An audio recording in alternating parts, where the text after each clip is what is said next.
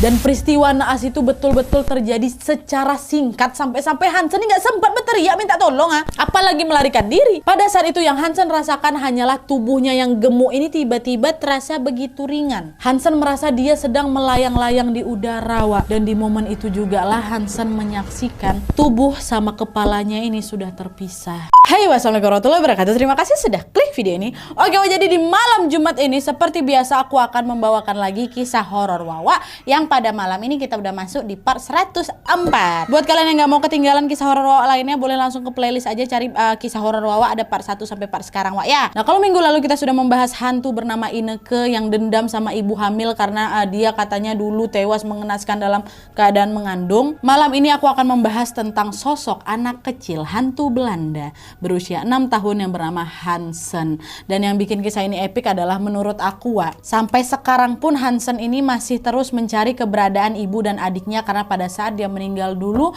mereka semua terpisah. Nah, penasaran gak sama kisah lengkapnya kan? Tanpa berlama-lama kita langsung masuk aja ke ceritanya. Check it out. Kenapa pakai tangan aku tumben?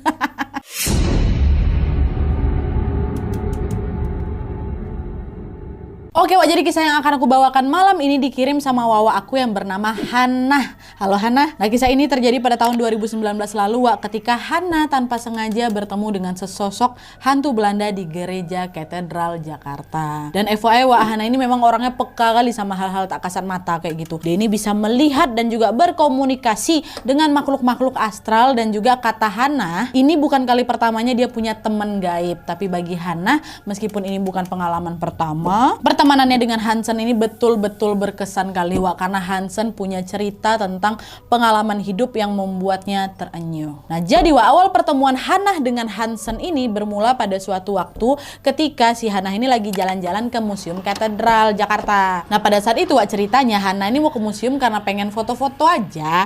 Baru setelah dia ini puas foto-foto di museum, Hannah beralihlah ke tempat lain, yaitu masuk ke dalam gereja. Nah, buat kalian yang belum tahu, Museum Katedral ini berada di kawasan yang sama dengan gereja katedral. Awalnya museum ini memang berada di gedung utama di lantai 2. Tapi karena agenda ibadah di gereja yang sangat padat, museumnya ini pun akhirnya dipindahkanlah ke gedung pastoran baru yang berada di sampingnya gereja gitu ya. Nah, pada saat itu Hannah ini datang ke sana kebetulan bertepatan di hari Selasa otomatis seisi gereja ini pun lagi kosong. Tapi anehnya pada saat Hannah melangkah masuk ke dalam gereja, dia melihatlah itu ada seorang anak kecil laki-laki lagi duduk sendirian di tempat yang paling depan. Nah, anak ini duduk gitu kan sambil terus menatap ke arah patung salib. Tapi gestur anak ini terlihat seperti orang yang sedang meratapi sesuatu gitu loh atau mungkin juga sedang berdoa. Nah, pada saat melihatnya Hannah pun langsung kagum. Dia mikir, wah, ada anak kecil berdoa sendirian, rajin kali dia, dalam hati kayak gitu. Nah, karena penasaran Hannah pun jalanlah mendekati si anak ini dengan niat mau ya udah aku ajak ngobrol lah mungkin gitu. Nah, pas udah dekat makin jelas lagi terlihat kalau dari segi penampilan anak ini sebenarnya lucu kali badannya gemuk, pipinya cabi gitu kan, rambutnya coklat kemerahan, hidungnya kecil tapi bulat gitu, gemas sekali nampaknya kan. Tapi sayangnya di momen ketika Hannah berhadap-hadapan dengan anak itu, bukannya kelucuan yang membuat si Hannah ini terpaku, melainkan sesuatu yang sangat mengerikan dari penampilan anak itu yang membuat Hannah pun mati-matian menahan diri agar tidak berteriak.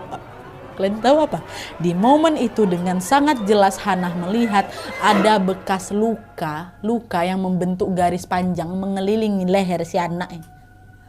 Dan yang lebih seramnya lagi, tampak juga masih ada darah bercucuran dengan deras dari bekas luka tuh. Dan saking banyaknya nih sampai meninggalkan noda berupa macam percikan-percikan darah gitulah di seluruh bagian kemeja putih yang dikenakan sama si anak ini.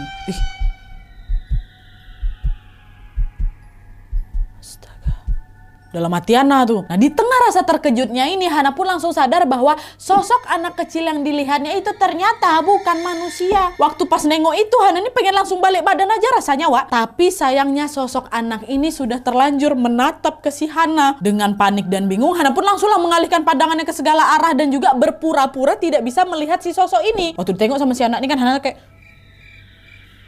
salah tingkah sendiri dengan jantung yang berdebar nggak karuan. Kedua kakinya Hannah ini macam kaku gitu, nggak bisa digerakin. Hannah cuma bisa berdiri di situ aja sambil terus berusaha untuk mengalihkan pandangannya dari si sosok anak kecil ini. Dan hantu anak kecil itu pun memperhatikan Hannah dengan ekspresi keheranan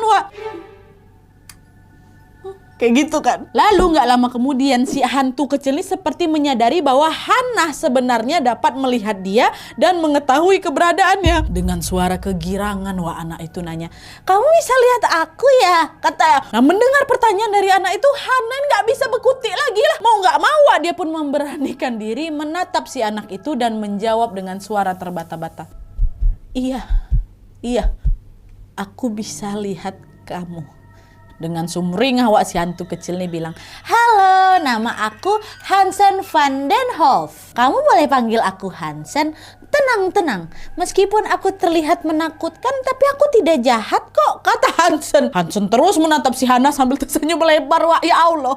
Kalau bukan karena lehernya yang berdarah ya Nadia, sebenarnya Hansen ini lucu kali, ramah kali dia. Dia bahkan tampak senang dengan kehadirannya si Hannah, sampai-sampai dia tuh terus tersenyum dan memamerkan gigi-giginya yang mungil-mungil rapi itu loh, Nat, katanya si Hannah. Nah, melihat Hansel yang kegirangan, Hannah pun juga menjawabnya dengan nada suara yang dibuat setenang mungkin. Wah, Hannah bilang, "Salam kenal ya Hansen, namaku Hannah," katanya. Dan habis ngomong kayak gitu, Hannah pun tersenyum dan langsung membalikkan badan keluar ke gereja.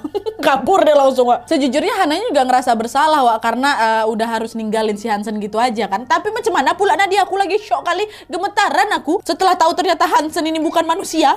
Pertama lucu kali anak nih, rajin ibadah, dia waktu itu datang, nah ada luka di lehernya. Macam mana? Setajam-tajamnya dia bisa ngeliat hantu, Wak, pasti ada rasa shock juga lah, maka dia tuh kabur. Nah dah tuh kan, Wak, ya. Itulah pertama kalinya dia bertemu sama si Hansen. Nah 2 minggu berlalu sejak pertemuan dengan Hansen, Hannah pun udah gak pernah lihat lagi sosok hantu Belanda kecil tuh. Hannah pun menjalani aktivitas seperti biasanya, dan kebetulan pada saat itu kakaknya Hannah ini, kita sebut aja lah namanya Mbak Mita ya, lagi opname, Wak, karena sakit demam berdarah. Nah mamanya Hannah yang biasanya ngejagain Kak Nita di rumah sakit mendadak ada keperluan pula yang gak bisa ditinggal.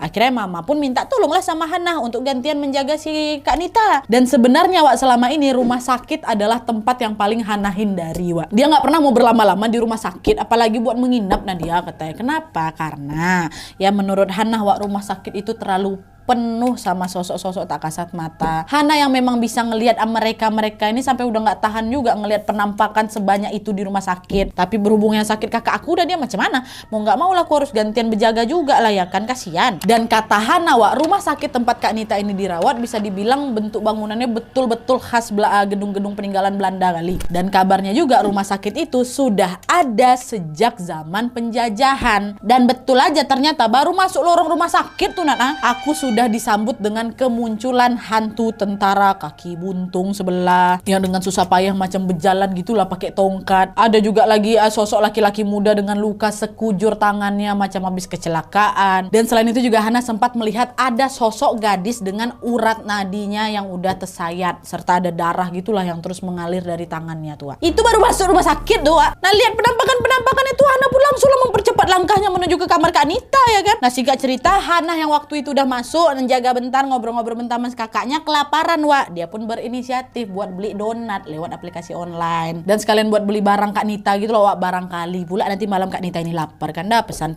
Nah sambil menunggu pesanannya nyanyi datang, Wak, Hannah pun menyetel musik tuh menggunakan earphone. Nah dah tuh kan, seneng-seneng aja tuh, biasa-biasa aja.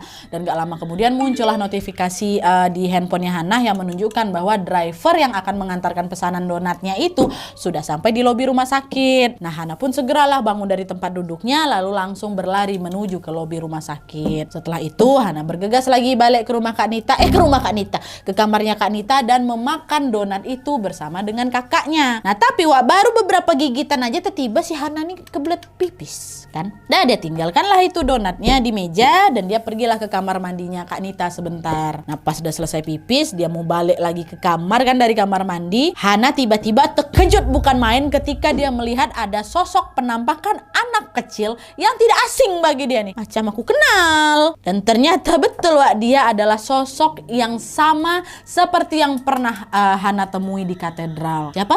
Tuh, Hansen ada di situ. Hansen ada di kamar kakak Nita. Nah, di kamar kakaknya ini Hana melihat Hansen sedang berdiri membelakangi si Hana sambil menatap itu donat dengan krim coklat yang Hana taruh di atas meja tadi itu. Ditengoknya aja sama si Hansen. Hansen muncul lagi dengan ekspresi wajah yang ceria dan menggemaskan. Wah, Hansen terus ditatap donat itu kan macam terkagum-kagum kali. Macam mana anak kecil nengok apa mainan baru kayak itulah kata. Tatapannya kagum, matanya berbinar-binar nengok buat apa donat tuh. Tapi sayangnya meskipun Hansen ini sebenarnya menggemaskan,